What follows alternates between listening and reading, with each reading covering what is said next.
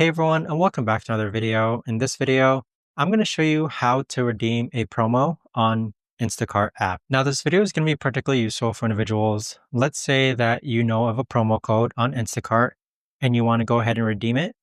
How do you actually go ahead about doing so? Now, this video is going to be short, sweet, and simple, guys. There's not going to be a lot of steps involved.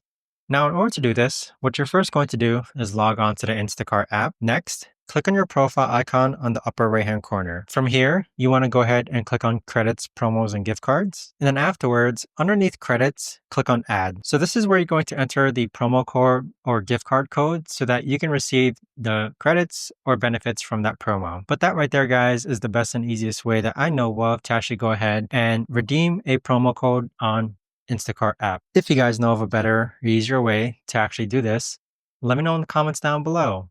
I would love to know. Once you enter that promo code, you should be able to see your credits here. Thanks so much for watching, everyone, and I'll see you guys all in the next video.